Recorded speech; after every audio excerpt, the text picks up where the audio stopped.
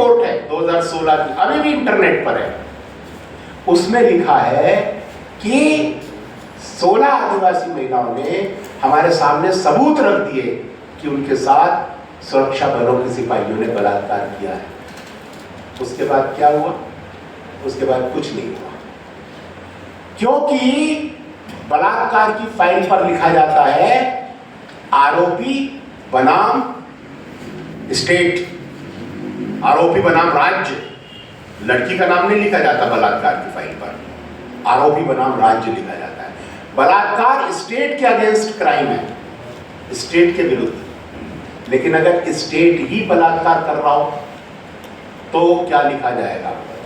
State बनाम state, राज्य बनाम राज्य।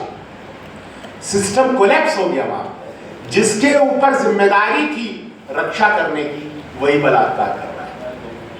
तो छत्तीसगढ़ में इस तरीके से 650 गांवों को जलाया गया और कई हजार आदिवासियों को कत्ल किया। 7 लाख लोग डिस्प्लेस हो गए, 3.5 लाख लोग चले गए पड़ोसी राज्यों में, आंध्र प्रदेश, उड़ीसा, महाराष्ट्र। अगर आप नक्शा देखेंगे भारत का उठाकर तो दंतेवाड़ा, छत्तीसगढ़ का जो आखिरी सिरा है वो इन 3 राज्यों से टच करता है। वहां पर माइग्रेट हो गए, आईडीपी बन गए और हम लोग वहीं पर काम कर रहे थे।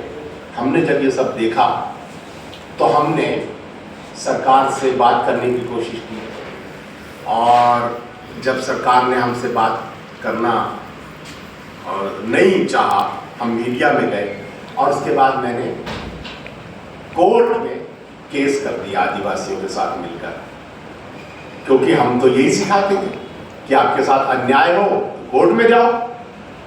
जज हमारे साथ जाके गांव में यही सिखाता था।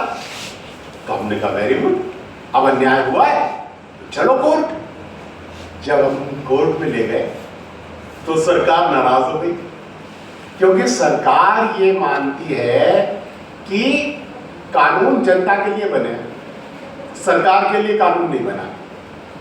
और सरकार का अधिकार है कि वो जनता की गर्दन पकड़ के जनता को कोर्ट में पेश करे और जनता को सजा दिलवा दे।